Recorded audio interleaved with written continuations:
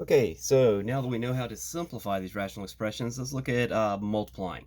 Now, multiplying and really dividing, they're going to be the same type of techniques you use when you simplify.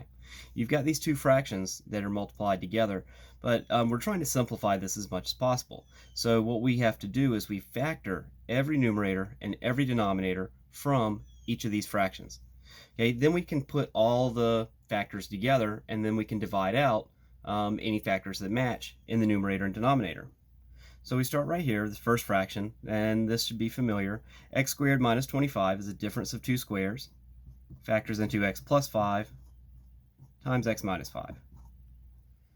Here we go to the denominator. We have 3x plus 15. Again, GCF of 3. And 3 times x plus 5. Okay, over here on the right-hand fraction, let's see, start in the numerator, and I notice that each one of the terms can be divided by 3. So I'm going to divide the 3 from all of them. Becomes x squared plus 5x plus 6. Okay, and this can be factored one more time, and I know that because it's got an x squared term. Usually that indicates that something can be factored again. Go to the denominator, and we have x squared plus x minus 6. So we have to factor it using our product sum rules. The x breaks apart, and now we have to find two things multiplied to give us negative 6, but add up to a positive 1. Those are 3 and negative 2. Okay, so as I said, we need to go back and factor this part of that fraction one more time. So everything else is just going to carry down. We have the x plus 5, we have the x minus 5, over 3, x plus 5.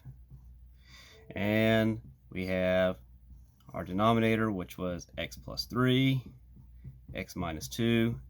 Now we'll try to factor that last trinomial. And again, going to use product sum rules. X multiplies to give us 6, but adds up to positive 5, 3, and 2, both being positive. All right, so now that everything's factored, we can look for anything that matches in the numerator and denominator, any factors that match. Those factors, they'll divide out. Anything that's left will be our solution. Okay, so we have to remember when we multiply, it just makes one big fraction of all these factors multiplied together. Okay, so we can match up anything anywhere in the top with anything anywhere in the bottom to divide out. X plus 5 is gone, and x plus 3, those are gone. So we also have one other factor. We have this 3 in the top that will divide out with that 3 in the bottom. And all the stuff that's left will be our solution. We have an x minus 5. We have an x plus 2 over x minus 2. And that's our simplified rational expression for multiplying two rationals. All right, thank you.